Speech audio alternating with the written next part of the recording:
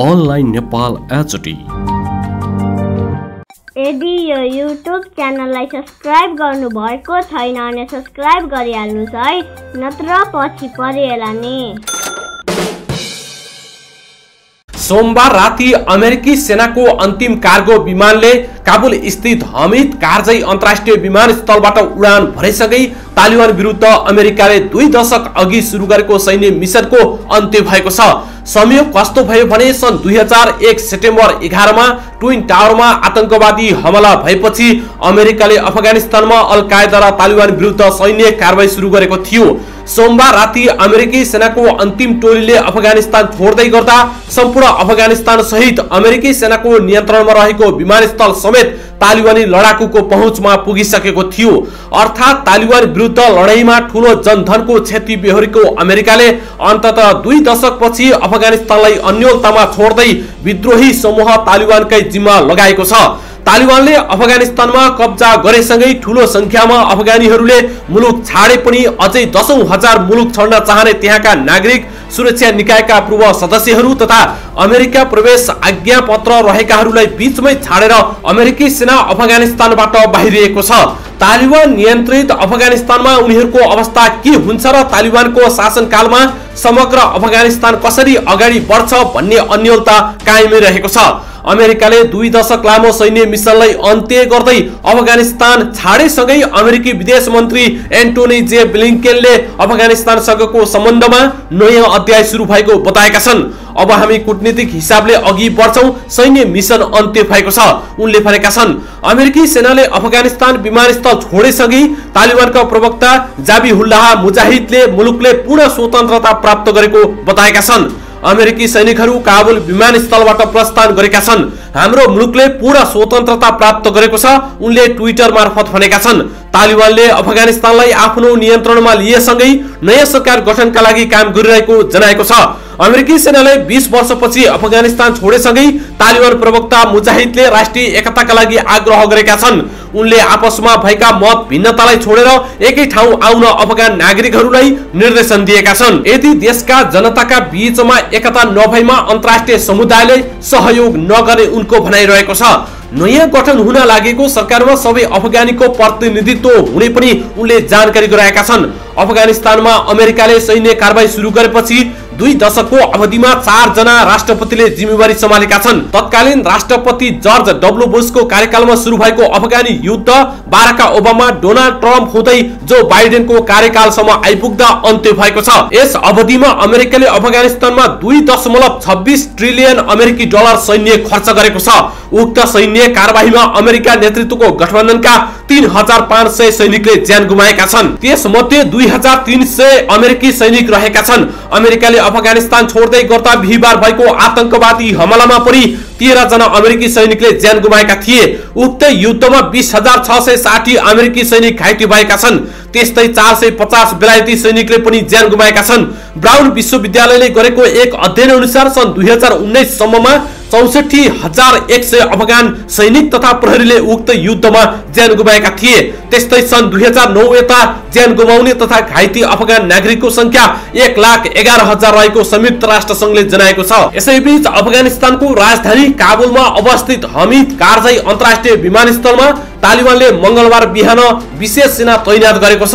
विमानस्थलमा सुरक्षा सुनिश्चित गरिएको छ। प्रवक्ता जबिहुल्लाह मुजाहिदले विमानस्थलमा पत्रकारहरूलाई सम्बोधन गरेका छन्। अगस्त 31 अमेरिकी राष्ट्रपति जो बाइडेनले मध्य एसियाली यस देशबाट अमेरिकी सेना फिर्ता गर्नका लागि तोकिएको समय सीमा हो।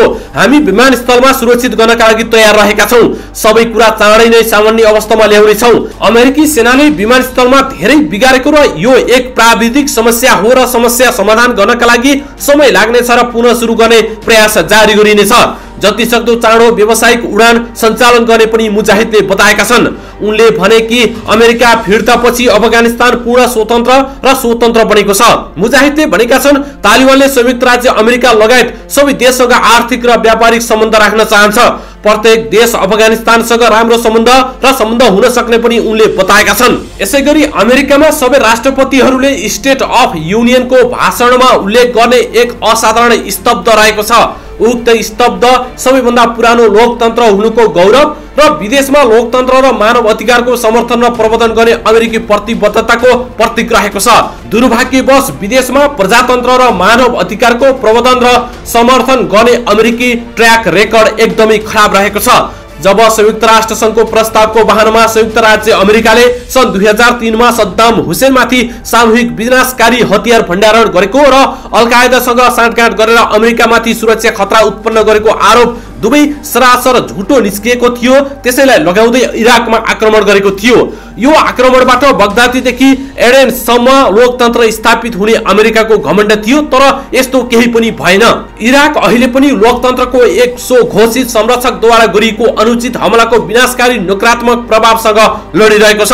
लिबियामा पनि अमेरिकी हस्तक्षेपले कुनै पनि राम्रो काम नतिजा निकाल्न सकेको थिएन भने तानाशाह कर्नेल गद्दाफीलाई सत्ताबाट हटाएर मारिएको थियो।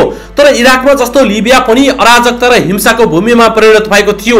सिरियामा पनि अमेरिकाले हस्तक्षेप गरेसँगै उक्त देश युद्धग्रस्त बनेको क्षेत्र हो, जहाँ लोकतन्त्र र मानव अधिकार एकादेशको कथा भएको छ। इजिप्ट र जोर्डन दशकौंदेखि अमेरिकाको घनिष्ठ सहयोगी रहँदै आएका छन् र खाडी क्षेत्रका तेलमा धनी प्राय देशहरू अमेरिका समर्थक रहेका छन्। तर ती सबै देशहरू लोकतन्त्र र मानव अधिकारको प्रतीक भने होइनन्। अमेरिकी राष्ट्रपतिहरूले आफ्ना चिनिया भ्रमणमा लोकतन्त्र र मानव अधिकारको मुद्दा औपचारिक रूपमा उठाउने गरेका छन्, तर चीनमा उनीहरूको चासोको कमीले अमेरिकालाई चीनसँग $634 अर्ब 2019 व्यापार गर्नबाट रोकेको छैन। यसरी नै युरोपेली युनियनको सदस्य देशहरूले समय समयमा चीनमा लोकतन्त्र एवं मानव अधिकार कमी रहेको मुद्दा उठाइरहन्छन्, तर चीन युरोपेली युनियनको सबैभन्दा ठूलो व्यापारिक साझेदार बनिरहेको छ। उनीहरूको द्विपक्षीय व्यापार 2020 मा $709 अर्ब सम्म पुगेको थियो। हालसालै G7 एवं क्वाडका देशहरूले विश्वमा लोकतन्त्रको रक्षा र विस्तारको बारेमा बोलेका छन्। वास्तवमा अमेरिका लोकतान्त्रिक देशहरूको शिखर सम्मेलनको आयोजना गर्न चाहन्छ, तर महिला विरोधी मध्ययुगीन विचारधारा बोक्ने तालिबान समक्ष अफगानिस्तानमा अमेरिकाले आफ्ना युरोपेली सहयोगी सँगै पूर्ण रूपमा आत्मसमर्पण गरेको छ। यो कदम लोकतन्त्र र मानव अधिकारको विरुद्धमा रहेको छ र यसले लोकतन्त्र र मानव अधिकारको स्पष्ट नारालाई हास्यास्पद बनाइदिएको छ। बाँकी विश्व मूक दर्शक बनेर लाज पचाउँदै काबुल विमानस्थलमा वरिपरि पुरुष, महिला र बच्चाहरूको हृदय विदारक दृश्य हेरिरहेको छ। उनीहरू तालिबानको डरले देश छोड्न चाहन्छन्। देश छोड्न चाहने सबै अफगानहरूलाई बाहिर निकाल्न सम्भव नहुने पेन्टागनले स्वीकारिसकेको छ। अमेरिकाले तथाकथित रूपमा ती अफगान नागरिकहरूको सूची उनीहरूको बायोमेट्रिक्स जानकारी सहित तालिबानलाई सुम्पिरहेको छ, जसले वर्षौंसम्म अमेरिकाको लागि विभिन्न क्षेत्रमा काम गरेका छन्। यही प्रमाणको आधारमा तालिबानले उनीहरूलाई गिरफ्तार गरेर यातना दिन र अन्य कारबाही गर्न सक्छ। यदि यो लोकतन्त्रको ट्रेलर हो भने यस्तो लोकतन्त्रमा को रहन सक्छ? जो बाइडेनले आफ्ना पूर्ववर्ती डोनाल्ड ट्रम्पद्वारा अमेरिकी सैनिक फिर्ताका लागि सुरक्षित बाटोको सट्टामा तालिबानसँग एक प्रकारको आत्मसमर्पण जस्तो सम्झौताको विनाशकारी परिणाम भोगिरहेका छन्। तालिबान प्रवक्ता आफ्नो छवि चम्काउनका लागि अन्तर्राष्ट्रिय टिभी च्यानलमा दाबी गरिरहेका छन् कि उनीहरू 2001 को भन्दा बिल्कुलै फरक छन्। के तालिबानको कुरामा पूर्ण रूपले भरोसा गर्नु अमेरिकाको मूर्खता थिएन? के तालिबानले पहिला एक समावेशी सरकार बनाउनु पर्छ भनेर अमेरिकाले दबाब दिन सक्दैन थियो? सबै अमेरिकी सेना नयाँ सरकारको शपथ ग्रहण गरेको एक हप्तापछि मात्र फर्कन सुरु गर्नेछ र एक महिनाभित्र सम्पूर्ण सैनिक फिर्ता गरिसक्नु पर्नेछ भन्न अमेरिकाले सक्दैन थियो। अमेरिकाले मन्त्रीमण्डल ठूलो संख्यामा महिलाहरूलाई सहभागी गराउनु पर्नेमा जोड दिनु पर्थ्यो। आइएस, अल कायदा र अन्य आतंककारी समूह अफगानिस्तान फर्कँदैछन् कि भन्ने कुरा पनि पत्ता लगाउनु पर्थ्यो। आफ्नो दूतावाससँगै केही समुद्री जहाज छोड्नु पर्थ्यो, जसको कारण वाशिंटनले उनीहरूलाई निष्प्रवाही बनाउन समेत सचेत गराउन सक्थ्यो। अफगानिस्तानबाट अमेरिकी सेनाको फर्किने समय सीमा तोक्ने कामले तालिबानलाई हमला तीव्र बनाउन प्रेरित गरेको हुन सक्छ। राष्ट्रपति भागे यस्तोमा भ्रष्ट कम तलबमा काम गर्नेहरू, आकस्मिक अफगान राष्ट्रिय सुरक्षा बलका सैनिकले प्रेरणादायी नेतृत्वको अभावमा तालिबानको विश्वास भन्दा कयौं गुणा तीव्र रूपमा पुरै देश पञ्चशीर घाटीलाई छाडेर माथि कब्जा गर्ने मौका र अफगान नागरिकको पलायनलाई बढावा दिएको छ। पाकिस्तानका नागरिक, सामग्री, लजिस्टिक र जासुसी समर्थकले तालिबानको सफलतामा महत्वपूर्ण भूमिका निभायो। अफगानिस्तानबाट अमेरिकाको फिर्ता भियतनाम युद्धपछिको सबैभन्दा ठूलो पराजय भएको केही विश्लेषकहरूले बताएका छन्। यसले अमेरिकाको महाशक्ति राष्ट्रको छविलाई गम्भीर नोक्सान पुर्याउनेछ। यदि अमेरिकाले 20 वर्षमा तालिबानहरूलाई हराउन सकेन भने दक्षिण पूर्वी एसिया र बाँकी विश्वले अमेरिका, चीन वा रुससँगको प्रतिस्पर्धी शक्ति हो भनेर किन मान्ने र जुन परिस्थितिमा तालिबानको दयामा आम अफगान नागरिकलाई पछाडि छोडेर जाँदैछ, लोकतन्त्र र मानव अधिकार प्रति अमेरिकी प्रतिबद्धता विरुद्ध एक गम्भीर प्रश्न चिन्ह लाग्नेछ। भारतले अशरफ घानी सरकारको समर्थन गर्यो र अमेरिकाको लाइनमा चल्यो।